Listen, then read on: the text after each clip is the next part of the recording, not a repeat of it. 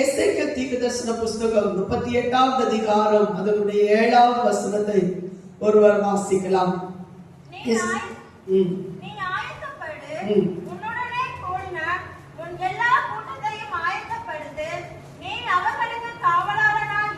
ஆமென். நீ ஆயத்தப்படு, நீ ஆயத்தப்படுத்து. இதை குறித்து நாம் இப்பொழுது தியானித்துக் கொண்டிருக்கிறோம். ஆமென். முதல் பகுதியாக ஆயத்தப்படு என்று சொல்லுகிற அந்த வார்த்தையை கடந்த 2-3 வாரங்களாக நாம் தியானித்துக் கொண்டிருக்கிறோம். இன்றைக்கும் கர்த்தர் சமூகத்தில் நாம் எப்படி ஆயத்தப்படுத்திக் கொள்ள வேண்டும் என்ற ஒரு வேத பகுதியை தேவன் நமக்கு இன்றைக்கு கொடுத்திருக்கிற பகுதியை நாம் இன்றைக்கு தியானிக்க கர்த்தர் நமக்கு கிருபை தருவாராக. ஆமென். வெளிப்படுத்தின விசேஷம் 3வது அதிகாரம் அதனுடைய 11வது வசனத்தை நாம் வாசிக்க கேட்டோம். அதை ஒரு கூட நம்ம வாசிக்கலாம். 11வது வசனம், இதோ சீக்கிரமாய் வருகிறேன், ஒருவனும் உன் கிரீடத்தை எடுத்துக் கொள்ளாதபடிக்கு உனக்குள்ளதை பற்றி கொண்டிரு. ஹல்லேலூயா. கடந்த வாரத்துல நம்ம தியானிச்சோம், மரண பரியந்தம் உண்மையாயிரு. ஆமென். கடைசி பரியந்தம் மூச்சு போகிறது வரையிலும் நம்ம உண்மையா இருந்தால் மாத்திரம்தான் தேவனுடைய ராஜ்யத்துக்குள் பிரவேசிக்க முடியும் என்பதை குறித்து நம்ம தியானிக்க கர்த்தர் நமக்கு உதவி செய்தார். ஆமென். இன்னைக்கு தேவன் நம்மோடு கூட பேசுவது, ஒருவனும் உன் கிரீடத்தை எடுத்துக் கொள்ளாதபடிக்கு உனக்குள்ளதை நீ பற்றி கொண்டது. ஹல்லேலூயா. அநேக கிரீடங்களை குறித்து வேதாகமத்தில் சொல்லப்பட்டிருக்கிறது. ஆனா சர்வ வல்லமுள்ள தேவன் நமக்கு கொடுக்கிற கிரீடத்தை பெற்றுக் கொள்வதற்கு நாம் ஜாக்கிரதை உள்ளவர்களாக இருக்க வேண்டும் என்பதை வேதம் நமக்கு தெளிவாக சொல்லிக் கொண்டிருக்கிறது. ஆமென். இயேசு கிறிஸ்துவுடைய சிரசின் மேல் அநேக கிரீடங்கள் இருந்ததாம். ஆமென். வேதத்துல வாசிக்கிறோம், வாசித்து பாருங்க அந்த வசனத்தை. வெளிப்படுத்தின விசேஷம் 19வது அதிகாரம் அதனுடைய 12வது வசனத்தை நீங்க வாசித்து பாருங்க. வெளிப்படுத்தின விசேஷம் 19வது அதிகாரம் அதனுடைய 12வது வசனம். இருந்தன, அவருடைய சிரசின் மேல் அநேக கிரீடங்கள் இருந்தன, வேறொருவருக்கும் தெரியாத ஒரு நாமமே என்ன செய்யப்பட்டிருந்தது, எழுதியிருந்தது. அந்த வார்த்தை நீங்க கொஞ்சம் கவனமா கவனித்து பாருங்கள். அவருடைய சிரசின் மேல் அநேக கிரீடங்கள் இருந்தது. ஆமென். ஹல்லேலூயா. நம்ம தலையில எத்தனை கிரீடம் வைக்கப்பட்டிருக்கு என்பது நமக்கு தெரியல. கர்த்தர் நமக்கு கொடுத்திருக்கிற கிரீடங்கள் ரொம்ப வெளியேறப்பட்டது, அது அழியாதது. ஆமென். உலக பிரகாரமா சில கிரீடங்களை கொடுக்கிறத நான் பார்த்திருக்கிறேன். அந்த கிரீடங்கள் ஆமென், தற்சமயத்துக்கு அது நமக்கு கனத்தை கொடுக்கக்கூடியதா இருக்கும். ஆனா தேவனால் கொடுக்கப்படுகிற கிரீடங்கள் ஒரு நாளும் நம்ம விட்டு எடுபட்டு போகாத கிரீடங்கள். ஆமென். அழியாத கிரீடங்கள். இந்த வார்த்தையை நீங்க கவனமா கவனித்துக் கொள்ளணும். உலக பிரகாரமா உள்ள கிரீடங்கள் ஆமென், தற்சமயத்து நமக்கு கனத்தை கொடுக்கக்கூடியது. மனுஷனால் கனப்படுத்தப்பட அதே மனுஷனால துரத்தி விடப்படுவார்கள், அதே மனுஷனால தள்ளப்படவும் செய்வார்கள். ஹல்லேலூயா. அதனால அப்படிப்பட்ட கிரீடங்கள் அழிவுள்ள கிரீடங்கள். ஆனா தேவன் நமக்கு கொடுக்கிற கிரீடங்களை குறித்து வேதம் தெளிவா சொல்லப்பட்டிருக்கு, அழிவில்லாத கிரீடம். ஆமென். ஆமென். நீதியின் கிரீடம். இன்னைக்கு நம்ம தியானிக்க போகிறது நீதியின் கிரீடத்தை குறித்து நாம் தியானிக்க போகிறோம். இன்னைக்கு அநேக உலக பிரகாரமான கிரீடங்களை குறித்து நம்ம பார்க்கும்போது பரம்பரையாய் வருகிற கிரீடங்களை நம்ம பார்க்கிறோம். ஃபார் எக்ஸாம்பிள் உங்க மத்தியில நான் சொல்றேன் என்றால், ராணி எலிசபெத்துக்கு அவங்களுக்கு ஒரு கிரீடம் கொடுக்கப்பட்டிருந்தது. அவங்க பரம்பரையா ஒவ்வொரு பேருக்கும் ஒருவர் இறக்கும் போது இன்னொருவருக்கு அந்த கிரீடம் என்ன செய்யும், சேரும். அது பரம்பரையா கொடுக்கப்படுகிற கிரீடங்கள். அது யாராலும் மாற்ற முடியாது. அரச பரம்பரைக்கு கொடுக்கப்படுகிற கிரீடம் அவர்களுக்கே சேரும். அதே பட்சத்துல வெற்றி கிரீடங்கள் இருக்கிறது. அந்த வெற்றி கிரீடம் நம்ம போராடி ஜெயம் பெற்றுக் கொள்ள வேண்டிய ஒன்று. ஹல்லேலூயா. எதிராளிகளின் கையிலிருந்து அதை பறித்து நாம் சூட்டிக் கொள்கிற கிரீடம் தான் அது வெற்றியின் கிரீடம். ஆமென். உலகத்திலும் கர்த்தர் நமக்கு வைத்திருக்கிறார். அதே பட்சத்துல விசுவாசத்தின் மூலம் போராடி ஜெயம் பெற்றுக் கொள்கிற நீதி கிரீடத்தை கர்த்தர் நமக்காக வைத்திருக்கிறார். விசுவாசிக்கிற மாத்திரம் ஒரு ஆமென் சொல்லுங்க பார்க்கலாம். இன்னைக்கு இந்த இடத்துல தேவ சமூகத்துல வந்திருக்கிற தேவனுடைய பிள்ளைகள் எல்லாருமே நீதி கிரீடத்தை பெற்றுக் கொள்வதற்காகவே தேவ சமூகத்துல நாம் வந்திருக்கிறோம். எத்தனை பேர் அதை ஏற்றுக்கொள்ள விரும்புகிறீர்களோ அவர்கள் எல்லாம் கையில தட்டி கத்திர மகிமைப்படுத்தி கத்திர துதிப்போம். ஏன்னா நமக்கு ஒரு விசுவாச போராட்டம் கத்த நமக்காக வைத்திருக்கிறார். மாம்சத்தோடும் ஆவியோடும் உலகத்தோடும் தேவனோடும் பிள்ளைகளோடும் இன்னும் சொல்ல போனா அவன் பிசாசோடும் அவன் இன்றைக்கு தேவனுடைய பிள்ளைகள் ஆவியோடு போராடுகிற போராட்ட வல்லமைகள் இன்றைக்கு நம்ம ஆளுகை செய்து கொண்டிருக்கும் போது அதை ஜெயிக்கிற தேவனுடைய பிள்ளைகள் பாக்கியம் பெற்றவர்கள். ஹல்லேலூயா. விசுவாச பிள்ளைகள் என்று சொல்லுகிறது ஈஸியா நம்ம சொல்ல முடியாது. எல்லாருமே சொல்லுவோம் விசுவாசி என்ற பெயர். நீங்க யாரு? ஒரு விசுவாசி. ஆமென். விசுவாசி என்ற பெயர் சாதாரணமா சொல்ல முடியாது. விசுவாச வாழ்க்கையில தேவன் நமக்கு வைத்திருக்கிற எல்லா விதமான போராட்டங்களையும் ஜெயிக்க கர்த்தர் நமக்கு பலன் தருவாராக. ஹல்லேலூயா. எத்தனை பேர் விசுவாசிக்கிறீங்க? முதல் போராட்டம் விசுவாச போராட்டம். வாசிங்க பார்க்கலாம். ஆமென். 2 தீமோத்தேயு 4ஆம் அதிகாரம் அதனுடைய 7-8 வசனத்துல அப்போஸ்தலனாகிய பவுல் தன்னுடைய வாழ்க்கையில சொன்ன ஒரு வார்த்தை தான் அதுல சொல்லப்படும். கடைசி நேரத்துல அவர் சொல்கிறார், நல்ல போராட்டத்தை போராடினேன், ஓட்டத்தை முடித்தேன். இந்த வார்த்தையை சொல்லுங்க பார்க்கலாம் எல்லாம் சேர்ந்து. விசுவாசத்தை காத்துக்கொண்டேன். இப்படி சொல்லுகிற பிள்ளைகள் வாக்கியம் பெற்றவர்கள். அதனாலதான் அப்போஸ்தலனாகிய பவுல் சொல்லும்போது இப்படி சொல்கிறார், நான் விசுவாசத்தில் போராடினேன், விசுவாசத்தை நான் என்ன செய்தேன்? காத்துக்கொண்டேன். அடுத்த வார்த்தை சொல்லப்பட்டிருக்கு, நீதி கிரீடம் எனக்காக என்ன செய்யப்பட்டிருக்கு? வைக்கப்பட்டிருக்கிறது. ஹல்லேலூயா. இதே அப்போஸ்தலனாகிய பவுல் தன் வாழ்க்கையில நிறைய விஷயங்கள் சொல்லியிருந்தாலும் இந்த பகுதியிலையும் ஒரு சில காரியங்கள் அவர் சொல்லி இருக்கிறார். இன்னும் வேதாகமத்தில் அநேக போராட்டத்தை அவர் போராடி அவர் ஜெயம் பெற்றிருக்கிற சம்பவங்களை வேதாகமத்துல அநேக இடங்களில் அவர் என்ன செய்திருக்கிறார் சொல்லி இருக்கிறத நம்ம பார்க்க முடியும். ஒரு விசுவாசிகளுக்குள்ளால ஏற்பட வேண்டிய சில முக்கியமான போராட்ட வல்லமைகளை குறித்து இந்த தீமோத்தேயுவுக்கு எழுதும் போது என்னென்ன காரியங்கள் எழுதுகிறார் என்பதை சற்று நம்ம கவனமா கவனித்தால் கொஞ்சம் நன்றாக இருக்கு. அந்த 1ஆம் வசனத்திலிருந்து வாசிக்க பார்க்கலாம். 2 தீமோத்தேயு 4ஆம் அதிகாரம் அந்த 1ஆவது வசனத்திலிருந்து சில காரியங்களை அதில் சுட்டி காண்பிக்கப்படுகிறது. வாசிக்க பார்க்கலாம். தேவனுக்கு முன்பாகவும் உயிரோடு இருக்கிறவர்களையும் மரித்தவர்களையும் நியாயம் தீர்க்க போகிற கர்த்தராகிய இயேசு கிறிஸ்துவுக்கு முன்பாகவும் அவருடைய பிரசன்னமாகுதலையும் அவருடைய ராஜ்யத்தையும் சாட்சியாக வைத்து கட்டளையிடுகிறது. அப்ப எல்லாருக்கும் ஒரு வார்த்தை சொல்றாரு. அது முக்கியமா நம்ம அறிந்து கொள்ள வேண்டும். 1ஆவது வசனம் கர்த்தராகிய இயேசு கிறிஸ்துவுக்கு முன்பாகவும் அவருடைய பிரசன்னமாகுதலையும் அவருடைய ராஜ்யத்தின் சாட்சியாக வைத்து கட்டளையிடுகிறதாவது. என்ன சொல்றாரு? அடுத்த வசனம், சமயம் வாய்த்தாலும் வாய்க்காவிட்டாலும் ஜாக்கிரதையாய் சமயம் வாய்த்தாலும் சில நேரம் வாய்க்காது, சில நேரம் வாய்க்கும். ஆனா வாய்க்கிற நேரத்துல கர்த்தருடைய வசனத்தை என்ன செய்யுமா? ஜாக்கிரதையாய். ஆமென். மற்றவங்களுக்கு நம்ம சொல்லும்போது கர்த்தர் வருகிறார். ஒருவருக்கு ஒரு புத்தி சொல்லக்கூடிய வசனங்களை சொல்லி கர்த்தருடைய நாமத்தை மகிமைப்படுத்த கர்த்தர் நமக்கு பலன் தருவாராக. ஹல்லேலூயா. பிரசங்கம் பண்ணு எல்லா வீடிய சாந்தத்தோடும் உபதேசத்தோடும் கண்டனம் பண்ணி கடிந்து கொண்டு புத்தி சொல்ல. அம்மா, இது யாருக்கு சொல்லப்படுகிறது? ஒரு தனிப்பட்ட ஒரு தீமோத்தேயுவுக்கு அவர் சொல்கிறார். ஒரு இளம் ஊழியக்காரனுக்கு அவர் சொல்லுகிறார். ஒரு இளம் விசுவாசிகளுக்கு கர்த்தர் சொல்லுகிறார். ஆமென். இன்னைக்கு கேட்கிற ஒவ்வொரு பிள்ளைகளோடு கூட கர்த்தர் சொல்கிற வார்த்தை, ஊழியம் செய்கிற அதனால் தேவனுக்காக பிரயாசப்படணும் விரும்புகிற தேவனுடைய பிள்ளைகளுக்கு கர்த்தர் சொல்கிற வார்த்தை, நீ ஜாக்கிரதையாய் கர்த்தருடைய வார்த்தை நீ மற்றவங்களுக்கு என்ன செய்? சொல்லு. எப்படி சொல்லணும்? எல்லா நீடிய சாதத்தோடும் உபதேசத்தோடும் கண்டனம் பண்ணி. ஆமென். என்ன சொல்லப்பட்டிருக்கு? ஒரு புண்ணு இருந்துச்சுன்னா, புண்ணுக்குள்ளால நல்லா பழுத்து போயிருந்தா அதுக்கு மேல சும்மா எண்ணெய் போட்டு அப்படியே மூடி வச்சா அந்த புண்ணுடைய நிலைமை என்ன ஆகும் சொல்லுங்க பார்க்கலாம்.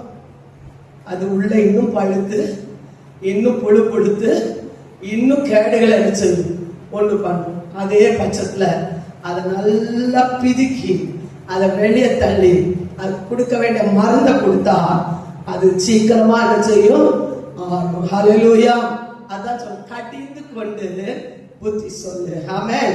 அடுத்த வசனம் என்ன சொல்லுது பாருங்க, ரொம்ப முக்கியமான. இன்னைக்கு எல்லா கண்களும் எல்லா காதுகளும் விரும்பி போகிற காரியத்தை தீமோத்தேயுவுக்கு அவர் சொல்லும்போது சொல்லுகிறார், இனி வர்ற நாட்களில, கடைசி நாட்களில இப்படிப்பட்ட சம்பவங்கள் நடக்கும், நீ ஜாக்கிரதையாயிரு. ஹல்லேலூயா.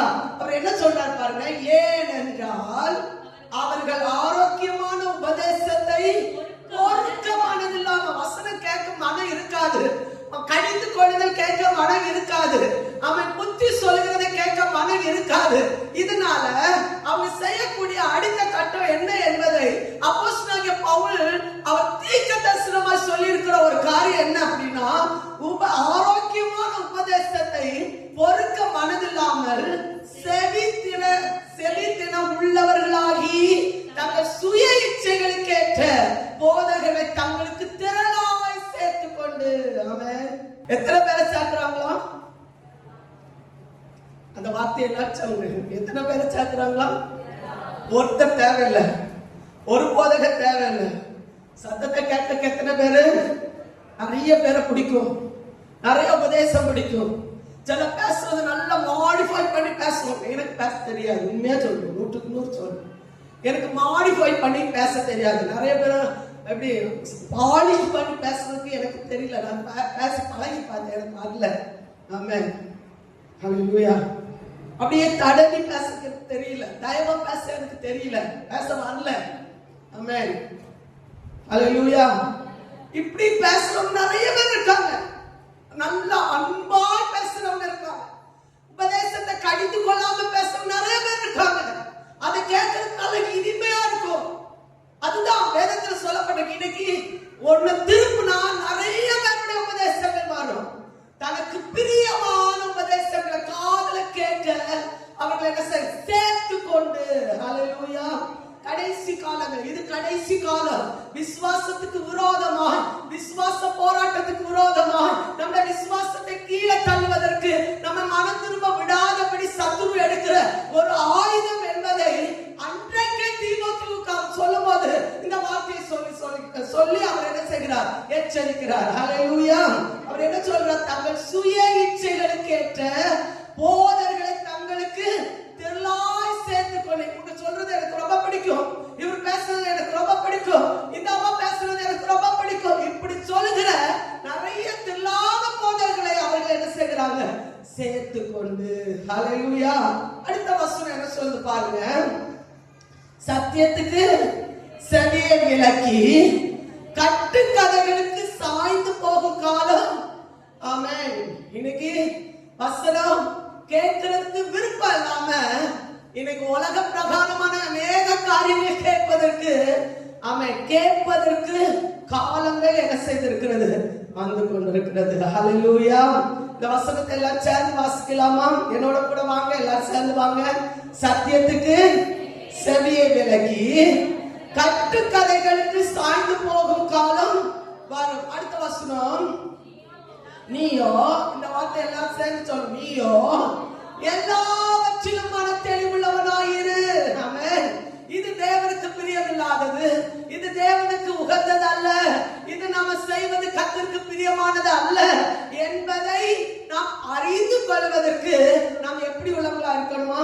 மன தெளிவுள்ளவங்களா இருக்கணும். ஆமென். யாராவது சொல்லுவாங்களா நீ கஷ்டப்படுன்னு சொல்லுவாங்களா? நம்மளை பார்த்து பெற்றோர் சொல்லுவாங்களா நீ கஷ்டப்படு, நீ வேதனைப்படு? ஆமென். அப்போஸ்தலனாகிய பவுல் தீமோத்தேயுக்கு என்ன சொல்றார் தெரியுமா? தீங்கு அனுபவி. ஆமென். தீங்கு அனுபவி. சில குடும்பங்கள் திருமணமான பிறகு மனைவி மாறிட்ட ஒரு வார்த்தை சொல்லுவாங்க, என்ன நீ கல்யாணம் பண்ணதுனால அனுபவி. இன்னொருத்தர் புருஷனை பார்த்து மனைவி என்ன சொல்லுவாங்க, நீ என்ன கல்யாணம் பண்ண, நீ அனுபவி. கேட்கிறேன், காதுல கேட்கிறேன். நீ அனுபவி, என்ன கல்யாணம் பண்ணிட்டல, உனக்கு வேணும் இது அப்படின்னு சொல்ற வார்த்தை கேட்க முடியும். அதல்ல இது. விசுவாச வாழ்க்கையில தீங்கு அனுபவிப்பது கர்த்தருக்காக சகிக்கக்கூடிய ஒரு தன்மை பெற்றுக்கொள்ள கர்த்தர் நமக்கு பலன் தருவாராக. புரிஞ்சவங்க மட்டும் கைத்தட்டி ஆமென் சொல்லுங்க பார்க்கலாம். நான் கர்த்தருக்காக எதையும் சகிப்பேன். இனி வர நாட்கள் ரொம்ப பொல்லாத நாட்கள். இனி வர நாட்கள் கர்த்தருடைய வார்த்தை கேட்க கூடாத நாட்கள். இனி வர நாட்கள் சத்தியத்துக்கு விலகி போகிற நாட்கள். இனி வர நாட்கள் சத்தியத்துக்கு கீழ்ப்படியாமல் போகிற நாட்கள்.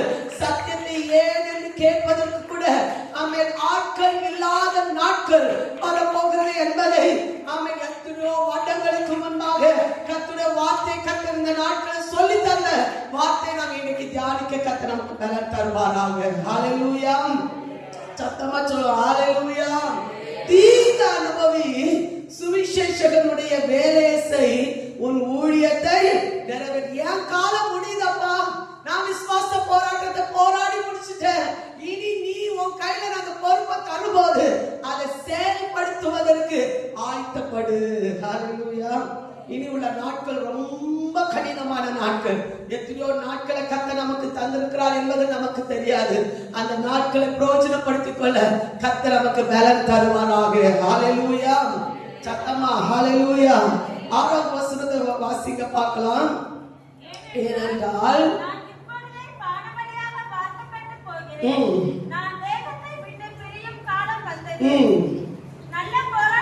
போராடினேன், ஓட்டத்தை முடித்தேன். எல்லாம் கூட வாங்க சத்தமா வாசிக்க பார்க்கலாம். ஓட்டத்தை முடித்தேன், விசுவாசத்தை காத்து கொண்டேன். இது முதல் நீதி கிரீடம் எனக்காக வைக்கப்பட்டிருக்கிறது. நீதியுள்ள நியாயாதிபதியாகிய கர்த்தர் அந்நாளில் அதை எனக்கு தந்தருளுவார். எனக்கு மாத்திரமல்ல, அவர் பிரசன்னமாகுதலை விரும்பும் யாவருக்கும் அதை தந்தருளுவார். ஹalleluya. கர்த்தருக்காக ஓடுகிற பிள்ளைகள், கர்த்தருக்காக தீங்கு அனுபவிக்கிற பிள்ளைகள், கர்த்தருக்காக பாடுகளை சகிக்கிற பிள்ளைகளுக்கு அதை கர்த்தர் என்ன செய்வார்? கொடுப்பார். எத்தனை பேர் விசுவாசிக்கிறீங்க? ஹalleluya. நல்ல பலத்தோடு ஒரு ஆமென் சொல்லுங்க பார்க்கலாம். இதே அப்போஸ்தலனாகிய பவுல் ஒரு சம்பவத்தை சொல்லியிருக்கேன். இன்னைக்கு கால தினத்துல நான் தியானிக்கும் போது அதை கர்த்தர் எனக்கு முன் நிறுத்தினதுனால அதையும் உங்களுக்கு முன்னால நிறுத்த விரும்புகிறேன். எடுத்துக்கொள்ளுங்க. ரோமர் எழுதின நிருபம் ஆமென் அதனுடைய 7வது அதிகாரம் எடுத்துக்கொள்ளுங்க. 7வது அதிகாரம் 22வது வசனத்திலிருந்து அவர் விசுவாச போராட்டத்தை போராடும் போது அவருடைய வாழ்க்கையில ஏற்பட்ட ஒரு சோதனை குறித்து அவர் இந்த இடத்துல சொல்லுகிறார். வாசிங்க பார்க்கலாம். மனுஷனுக்கு ஏற்றபடி தேவனுடைய நியாயப்பிரமாணத்தின் மேல் பிரியமாய். இப்போ ஒரு ஆவிக்குள்ளால இருக்கிற ஒரு மனுஷன் சொல்லுகிற ஒரு வார்த்தையை கவனமா கவனிங்க. ஆவிக்குள்ளால இருக்கிற ஒரு மனுஷன் மாம்சத்தை எப்படி ஜெயிக்கிறான் என்பதை குறித்து அப்போஸ்தலனாகிய பவுல் இந்த இந்த ரோமர் நிருபத்துல எழுதும்போது அவர் இந்த இடத்துல சொல்கிறார். வாசிங்க பார்க்கலாம். உள்ளார்ந்த மனுஷனுக்கு ஏற்றபடி பிரியமாய் இருக்கிறேன். அந்த வார்த்தை ஒருமுறை கூட வாசிங்க. உள்ளார்ந்த மனுஷனுக்கு ஏற்றபடி நியாயப்பிரமாணத்தை ரொம்ப நேசிக்கிறேன். ஆனா அடுத்த வசனம் அவர் சொல்றார் பாருங்க. என் மனதின் பிரமாணத்துக்கு விரோதமாக போராடுகிற வேறொரு பிரமாணம், நம் மனதுல நியாயப்பிரமாணம் எனக்கு ரொம்ப பிடிக்குது. நான் ரொம்ப நேசிக்கிறேன். நான் நல்லா இருக்கணும் விரும்புறேன். பரிசுத்தமா இருக்கணும் நான் விரும்புறேன். நல்லா தான் ஜீவிக்கணும் விரும்புறேன். ஆனா எனக்குள்ளால மாம்சத்துக்குள்ளால போராடுகிற வேறொரு பிரமாணம். ஹalleluya. மாம்சத்துக்கும் ஆவிக்கு அப்பவும் போராடிட்டே இருக்கும். கடைசி வர போராட்டம் இருக்கும். எத்தனை பேர் அதை ஏற்றுக்கொள்றீங்க? ஹalleluya. மாம்சத்துக்கும் ஆவிக்கும் இடையில போராட்டம் எப்போ இருந்துட்டே இருக்கும். அத வசனம் சொல்லுது. விரோதமாய் போராடுகிற வேறொரு பிரமாணத்தை என் அவயங்களில் இருக்க கண்டேன். அது என் அவயங்களில் உண்டாயிருக்கிற பாவ பிரமாணத்துக்கு என்ன செய்து சிறையாக்கி கொள்கிறது. என்ன வாழ்க்கையில அதை முன்னேற முடியாதபடி, ஆவிக்குரிய நிலைமையில முன்னேற முடியாதபடி அது தடுத்து நிறுத்துகிறது. ஆமென்.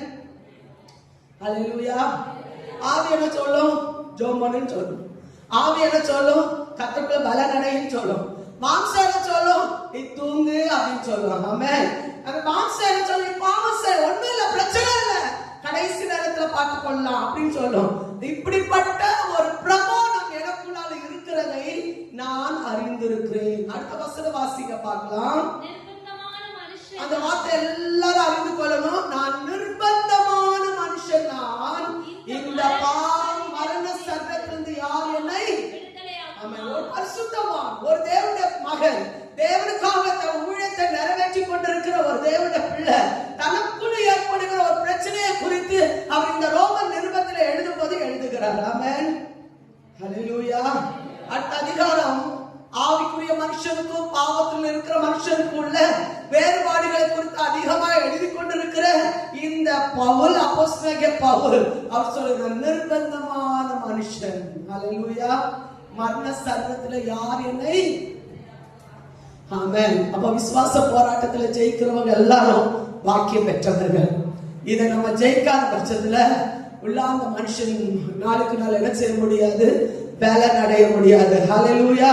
அதனால தான் சொல்றாரு, ஆமென், பாவத்திலிருந்தும் தன்னுடைய சுய அந்தகாரக்கிரிய வல்லமைகளிலிருந்தும் நம்மளை அநேகருக்கு சந்தேகங்களை கொண்டு வரும், அவிசுவாசங்களை கொண்டு வரும், கீழ்ப்படியாமைகளை கொண்டு வரும். இப்படிப்பட்டவைகள் இதெல்லாம் நம்ம ஜெயிக்க கர்த்தர் நமக்கு பலன் தருவாராக. விசுவாசிக்கிறவங்க மாத்திரம் கையில தட்டி ஆமென் சொல்லுங்க பார்க்கலாம். விசுவாசத்தோட நான் விசுவாச போராட்டத்துல முன்னேறி செல்லக்கூடிய, ஒரு புத்தி சொல்லக்கூடிய, அநேகருக்கு உபதேசம் பண்ணக்கூடிய, அநேகருக்கு நல்வழியை நடத்தக்கூடிய, அநேகருக்கு முன்மாதிரியா இருக்கக்கூடிய ஒரு அபிஷேகத்தின் வல்லமையை தேவன் எனக்கு தந்த அபிஷேகத்தினாக நாம் விசுவாசத்துல குறுகி போக கூடாது. ஒரு வசனம் சொல்லுது, விசுவாசம் என்ற கப்பலை அவர்கள் சேதப்படுத்தினார்கள். விசுவாசத்துல நிலைக்க முடியாம, கடைசி வரை நின்று சாதிக்க முடியாம, போராடி ஜெயிக்க முடியாம, கடைசி மூச்சு வரை நின்று சாதிக்க முடியாம நின்ற அநேகருடைய வாழ்க்கையில விசுவாசம் என்ற கப்பலை அவர்கள் சேதப்படுத்தினார்கள். ஹல்லேலூயா. இன்னைக்கு நமக்கு கையில தந்திருக்கிற விசுவாசத்தை கடைசி பரியந்தமும் நிலநாட்ட கர்த்தர் நமக்கு பலன் தருவாராக. ஹல்லேலூயா. இரண்டாவது பாட்டாக, ஆமென், நம்முடைய கிரீடத்தை பாதுகாத்துக் கொள்ளணும்னா முக்கியமா தேவன் நமக்கு சொல்லி தந்த ஒரு பாடத்தை உங்களுக்கு சொல்ல விரும்புகிறேன். எல்லாம் எடுத்துக்கொள்ளுங்க. ஆமென். லூக்கா எழுதின சுவிசேஷம் 17வது அதிகாரம் 10வது வசனத்துல நம்ம சொல்ல வேண்டிய ஒரு வார்த்தை அதுல சொல்லப்பட்டிருக்கு. என்ன வார்த்தை அப்படின்னா, நாம் அப்பிரயோஜனமான ஊழியக்காரர், செய்ய வேண்டிய கடமை மாத்திரம் செய்தோம். ஹல்லேலூயா. இந்த வார்த்தை இருதயத்தில் அப்படியே ஆழமா பதிக்கப்பட்டிருக்கட்டும். எந்த நேரமும் எந்த காரியத்தை கர்த்தருக்காக நம்ம செய்தாலும் நம்ம சொல்ல வேண்டிய ஒரு வார்த்தை, நான் அப்பிரயோஜனமான ஊழியக்காரன், நான் செய்ய வேண்டிய கடமை மாத்திரம் சரி, நம்முடைய திறமைனாலோ பலத்தினால நம்ம செய்ய முடியாது என்பதை தேவன் நமக்கு இந்த இடத்துல இந்த வார்த்தையை உச்சரித்து சொல்லி இருக்கிறதை நாம் அறிந்து கொள்ள முடியும். ஆமென். இதற்கு எக்ஸாம்பிளா ஒரு சம்பவத்தை உங்க மத்தியில முன்னிறுத்த விரும்புகிறேன். மத்திய எழுதின சுவிசேஷம் 25வது அதிகாரம் 14வது வசனத்திலிருந்து தேவன் நமக்கு சில தாளந்துகளை தேவன் நம்ம கையில கொடுத்திருக்கிறார். ஆமென். என்ன கொடுத்திருக்கிறார்? தாளந்துகளை. வாசிங்க பார்க்க. 1-2 வசனங்களை வாசிங்க. பரலோக ராஜ்யம் புறதேசத்துக்கு பிரயாணமாய் போகிற ஒரு மனுஷன் தன் ஊழியக்காரரை அழைத்து தன் ஆஸ்திகளை அவர்கள் வசமாய் ஒப்பு கொடுத்தது போல இருக்கிறது. அவனவனுடைய திறமைக்கு தக்கதாக ஒருவனிடத்தில் 5 தாலந்து. அந்த மேல உள்ள வார்த்தை, அவன் அவனுடைய திறமைக்கு தக்கதாக ஒருவனிடத்தில் 5 தாலந்தும், ஒருவனிடத்தில் 2 தாலந்தும், ஒரு தாலந்துமாக கொடுத்து உடனே பிரயாணப்பட்டு போனான்.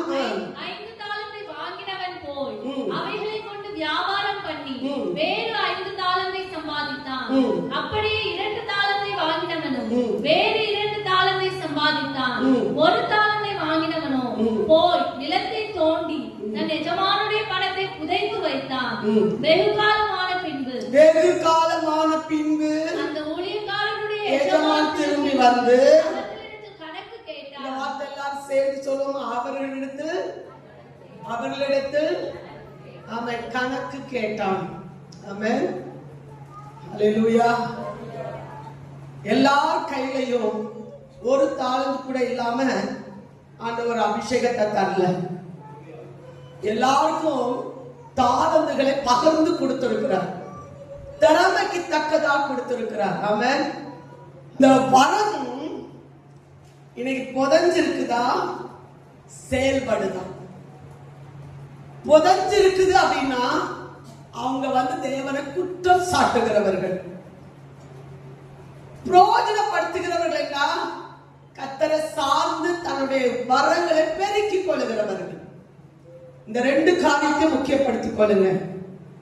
இன்னைக்கு தேவ சமூகத்தில் நாம் குறை கண்டுபிடிக்கிறவர்களா இருந்தால் நாம் ஒரு தாளந்தை பெற்றும் அதை உபயோகப்படுத்தாமல் புதைத்து வைத்திருக்கிறோம் என்பதை நாம் அறிந்து கொள்ள. நம்மை நாமே நிதானித்து அறிந்தால் நாம் நியாயத்திற்கப்படும். ஆமென். புதைத்து வைத்திருக்கிறோம் என்றால் குறை கண்டுபிடிக்க உள்ள பார்வைகள் இருக்கும், குறை கண்டுபிடிக்க உள்ள வரங்கள் இருக்கும். ஆமென். ஆனா அதே பட்சத்துல தேவன் தந்திருக்கிற தாழ்ந்துகிற உபயோகப்படுத்திக் கொண்டு இருப்போம். ஆனால் நாம் பெருக்கிக் கொண்டு இருப்போமே தவிர, வளர்ந்து கொண்டு இருப்போமே தவிர, தேவன் வருகிற நேரத்துல கணக்கு கொடுக்கிற தைரியப்படுவோமே தவிர ஒரு நாள் நாம் சோர்ந்து போக மாட்டோம். ஹல்லேலூயா. இந்த வார்த்தையை ஏற்றுக்கொள்கிறவர்கள் பாக்கியவான்கள்.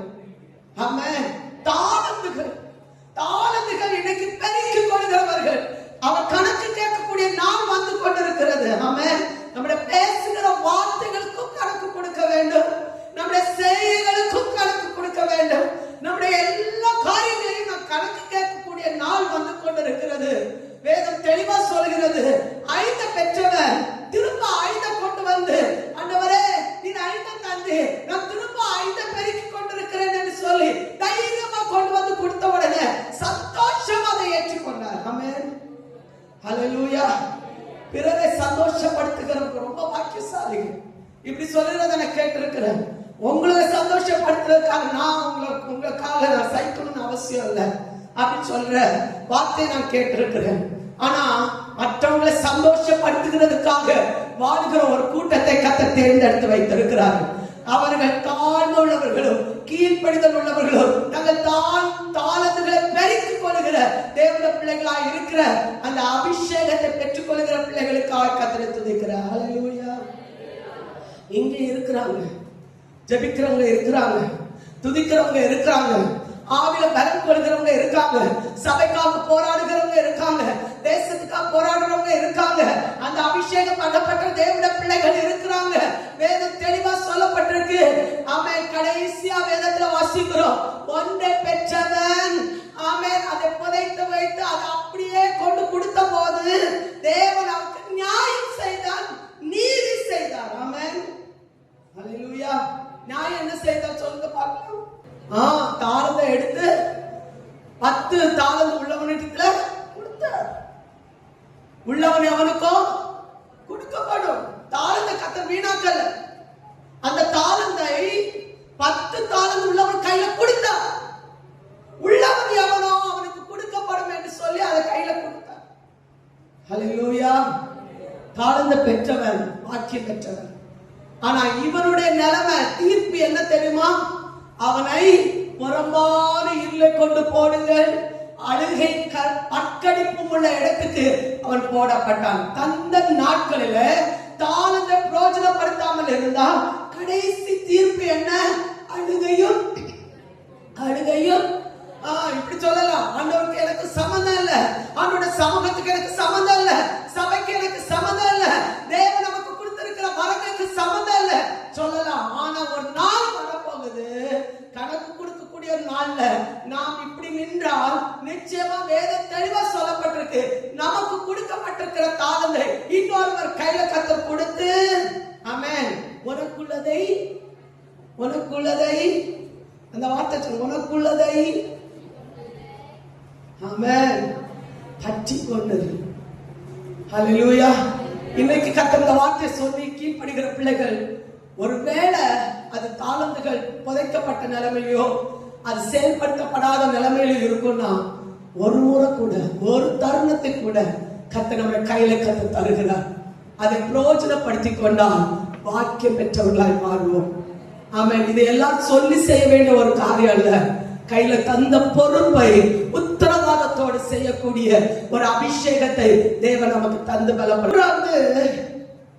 இதை நாம் ஜெயிக்கணும் அப்படின்னா தேவன் நம்மோடு கூட யுத்தம் பண்ணினால் மாத்திரம்தான் நம்மளால் ஜெயிக்க முடியும். ஆமென். எப்படிப்பட்ட கடைசி நாட்களில் என்னெல்லாம் நடக்கும் என்பதை குறித்து வசனத்தை மாத்திரம் டக்குன்னு வாசிங்க பார்க்கலாம். கொலோசியர் 2வது அதிகாரம் 18-19 வசனத்தை வாசிங்க. கொலோசியர் கட்டுகளாலும் உதவி பெற்று இணைக்கப்பட்டு தேவ வளர்ச்சியால் வளர்ந்தேறுகிற சரீரம் முழுவதையும் ஆதரிக்கிற தலையை பற்றி கொள்ளாமல் மாயமான தாழ்மை தேவதூதர்களுக்கு செய்யும் ஆராதனை விருப்பமுற்று காணாதவைகளிலே துணிவாய் நுழைந்து மாம்ச சிந்தையினாலே வீணாய் உமாப்பு கொண்டிருக்கிற எவனும் உங்கள் பந்தய பொருளை நீங்கள் இழந்து போகும்படி வஞ்சியாதிருக்க பாருங்கள். இன்னும் மத்தேயு எழுதின சுவிசேஷம் 24வது அதிகாரம் 24வது வசனம் வாசித்து பாருங்க. கள்ள கிறிஸ்துக்களும் கள்ள தீர்க்கதரிசிகளும் எழும்பி கூடுமானால் தெரிந்து கொள்ளப்பட்டவர்கள் வஞ்சிக்கத்தக்கதாக அடையாளங்களையும் அற்புதங்களையும் கூடுமானால் தெரிந்து கொள்ளப்பட்டவர்களையும் வஞ்சிக்க கூடிய பெரிய அடையாளங்களையும் அற்புதங்களையும் என்ன செய்வார்கள்? ரோமர் 16வது அதிகாரம் 17-18 வசனத்தை வாசித்து பாருங்க. ரோமர் 16வது அதிகாரம் 17-18 வசனங்கள். விரோதமாய் பிரிவினைகளை இடர்களை உண்டாக்குறவர்களை குறித்து எச்சரிக்கையாக இருந்து அவங்களை விட்டு விலக வேண்டும் என்று உங்களுக்கு புத்தி சொல்லுகிறேன். ஊழியம் செய்யாமல் தங்கள் வயிற்றுக்கே ஊழியம் செய்து நயவசனிப்பினாலும் இச்சக பேச்சினாலும் கபடில்லாதவர்களுடைய இருதயங்களை வஞ்சிக்கிறவர்களாகவும் இருப்பார்கள். இது கடைசி நாட்களில் இருக்கிற கூட்டத்தினுடைய ஒரு பகுதியை குறித்து சொல்லப்பட்டிருக்கிறது. அடுத்து வாசித்து பாருங்க. 2 பேதுரு 2வது அதிகாரம் 12வது வசனத்திலிருந்து 14வது வசனம் வரையிலும் வாசித்து பாருங்க. 2 பேதுரு 2வது அதிகாரம் 12வது வசனத்திலிருந்து 14வது வசனம் வரையிலும் பிடிபட்டு அழிக்கப்படுவதற்கு உண்டான புத்தியற்ற மிருக ஜீவன்களைப் போல தங்களுக்கு தெரியாதவைகளை தூஷித்து கேட்டறிந்து பலனை அடைவார்கள். இவர்கள் ஒரு நாள் வாழ்வை இன்பமென்றெண்ணி, இந்த வார்த்தை கவனமா கவனித்துக்கொள்ள, இவர்கள் ஒரு நாள் வாழ்வை இன்பம் என்று எண்ணி லட்சைகளுமாயிருந்து தங்கள் வஞ்சனைகளில் உல்லாசமாய் வாழ். இப்படிப்பட்ட ஒரு கூட்டத்தின் மத்தியில தான் நீங்களும் நானும் வாழ்ந்து கொண்டிருக்கிறோம். ஹல்லேலூயா. எப்படிப்பட்ட கூட்டம்? வஞ்சிக்கிற கூட்டம். வஞ்சிக்கப்படாதபடிக்கு எச்சரிக்கையாக இருங்க. இது கடைசி காலங்களில் தேவன் நமக்கு கொடுக்கிற ஒரு எச்சரிப்பின் சத்தம். கேட்கிற தேவனுடைய பிள்ளைகளுக்காய் ஸ்தோத்திரம். காதுள்ளவன் கேட்க, சபைக்கு சொல்லுகிறதை காதுள்ளவன் கேட்க கடவன். வேதத்துல தெளிவா சொல்லப்பட்டிருக்கு. ஒரு நாள் வாழ்வை இன்பம் என்று எண்ணி கரைகளும் லட்சியமாய் இருந்து உங்களோடு விருந்துண்கையில் தங்கள் வஞ்சனைகளில் உல்லாசமாய் வாழ்கிறவர்கள். இன்னும் அடுத்த வசனம் கூட வாசித்து பாருங்க. நிறைந்தவர்களோ இருக்கிற கண்களை உடையவர்கள். இந்த வார்த்தை உறுதி இல்லாத ஆத்துமாக்களை தந்திரமாய் பிடித்து பழகின இருதயத்தோட சாபத்தின் பிள்ளைகள். ஹல்லேலூயா. உறுதி இல்லாம அங்கே இங்கே நிற்கிறவங்க சீக்கிரமா மயங்கத்தக்க வண்ணமாக இந்த கூட்டத்தார் உள்ளே நுழைந்து தேவனை விட்டு தூரம் போக வைப்பார்கள். ஆமென். ஒரு வசனம் தெளிவா சொல்லுது. கிறிஸ்துவை தன் நாவினாலே அறிக்கப்படுகிற எவனும் தேவனால் உண்டாயிருக்கிறவன். எப்போ வாய் திறந்த இயேசுவே தெய்வம் என்று சொல்லுகிற தேவனுடைய பிள்ளைகள், ஆமென், கர்த்தருடைய பிள்ளைகள், அதை மறுதலிக்கிறவர்கள், அதை சொல்லாதவர்கள் அந்தி கிறிஸ்து என்று வேதத்துல வாசிக்கிறோம். இதை நம்ம ஜெயிக்கணும்னா தேவன் நம்மோடு கூட யுத்தம் பண்ணணும். ஹல்லேலூயா. கர்த்தர் நமக்காக யுத்தம் பண்ணுகிற ஒரு தேவனாய் நம்மத்துல இறங்கி வந்திருக்கிறதுக்கா கர்த்தரை துதிக்கிறேன். 1-2 வசனத்தை மாத்திரம் உங்களுக்கு ஞாபகம் மட்டும் விரும்புகிறேன். எடுத்துக்கொள்ளுங்க. உபாகமம் 20வது அதிகாரம் 4வது வசனம் எடுத்துக்கொள்வோம். உபாகமம் 20வது அதிகாரம் 4வது வசனம். உங்களை ரட்சிக்கவும் உங்களோட கூட போகிறவர் உங்கள் தேவனாகிய உங்களுக்காக உங்கள் சத்துருக்களோட யுத்தம் பண்ணவும் உங்களை ரட்சிக்கவும் உங்களோடு கூட போகிறவர் உங்கள் தேவனாகிய கர்த்தர் என்று சொல்ல. நம்ம கூட வர்றவர் யார் தெரியுமா? நம்ம சர்வ வல்லமுள்ள தேவன். ஆமென். சொல்லுங்க, என்ன ஜெயிக்க சத்ருவால முடியாது. இந்த வார்த்தை எத்தனை பேர் அறிக்கையிட போறீங்க? சத்ருவால முடியாது. கடைசி மரியந்தவன் கர்த்தர் எனக்கு கொடுத்த கிரீடத்தை கடைசி வரை பற்றிக்கொள்ள கர்த்தர் எனக்கு பலன் தந்திருக்கிறார் சொல்றவங்க பாக்கியம் பெற்றவர்கள். கர்த்தர் கூட இருந்தா அதை தாண்ட, அதை ஜெயிக்க, அவன் அடையாளம் கண்டுகொள்ள, மனுஷர்களை அடையாளம் கண்டுகொள்ள, ஆவிகளை அடையாளம் கண்டுகொள்ள, அதை ஜெயிக்கக்கூடிய ஒரு அபிஷேகத்தின் வல்லமையை தேவன் நமக்கு தந்து ஆஸ்வதிக்க அவர் போதுமானவர். ஹல்லேலூயா. சத்தமா ஹல்லேலூயா. யுத்தம் கர்த்தருடையது. கர்த்தர் தாமே உங்களுக்காக என்ன செய்வார்? யுத்தம் பண்ணுவார். தம் கைகளை போருக்கு படிப்பித்து கர்த்தர் அதை ஜெயிக்க கர்த்தர் பலன் தருவார். ஆமென். விசுவாசத்தோட ஒரு ஆமென் சொல்லுங்க பார்க்கலாம். உங்களுக்கு விரோதமா ஒரு பாயமே இறங்கினாலும் அது நம்மை சேதப்படுத்தாது. ஆமென். அந்த கிருபை கர்த்தர் நமக்கு தந்திருக்கிறார் சொல்றவங்க பாக்கியம் பெற்றவர்கள். ஒரு வசனத்தை கூட வாசித்து நம்ம ஜெபிக்க போகிறோம். எடுத்தவங்க வாசிக்க பார்க்கலாம். 1 கொரிந்தியர் 9ஆம் அதிகாரம் 24 இருந்து 26 வசனம் வரையிலும் எல்லாம் சேர்ந்து வாசிக்கலாமா? 1 கொரிந்தியர் 9ஆம் அதிகாரம் 24வது வசனத்திலிருந்து 26வது வசனம் வரை எல்லாம் சேர்ந்து வாசிப்போம். பந்தய சாலையில் ஓடுகிறவர்கள் எல்லாரும் ஓடுவார்கள், ஆகிலும் ஒருவனே பந்தயத்தை பெறுவான் என்று அறியீர்களா? நீங்கள் பெற்றுக் கொள்ளத்தக்கதாக ஓடுங்கள். பந்தயத்துக்கு போராடுகிற யாவரும், பைபிள் இருக்குதா இல்ல சத்தமா வாசிக்க பிள்ளைல, பந்தயத்துக்கு போராடுகிற யாவரும் எல்லாவற்றிலும் இச்சையடக்கமாக இருப்பார்கள்.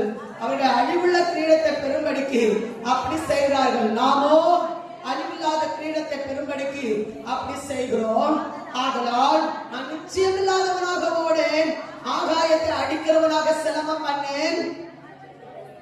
மற்றவர்களுக்கு பிரசங்கம் பண்ணுகிற நான் தானே ஆகாதவனாய் போகாதபடிக்கு என் சரத்தை ஒடுக்கி கீழ்படுத்துகிறேன். ஹல்லேலூயா. நம்ம பேசுற நாம கூட போகாதபடிக்கு நம்ம கீழ்படுத்தக்கூடிய ஒரு அபிஷேகத்தை தேவன் இப்பொழுது கட்டளையிடுவாராக. ஹல்லேலூயா. நானாலும் சரி, நீங்களானாலும் சரி, கடைசி வரையும் ஓடி நமக்குள்ள கிரீடத்தை பற்றிக்கொள்ள கர்த்தர் நமக்கு பலன் தருவாராக. இதோ சீக்கிரமாய் வருகிறேன், இதோ சீக்கிரமா வருகிறேன். ஒருவனும் உங்க கிரீடத்தை எடுத்துக்கொள்ளாதபடிக்கு பற்றி கொண்டிருக்க வேண்டும். விசுவாசத்துல போராடி ஜெயிக்க, தாளங்களை கடைசி வரையும் நிலைநாட்ட, ஆமென். யுத்தத்துல வர எல்லா விதமான மனிதர்களையும் பிசாசுடைய தந்திரங்களை ஜெயிக்க கர்த்தர் நமக்கு பலன் தருவாராக. ஹல்லேலூயா.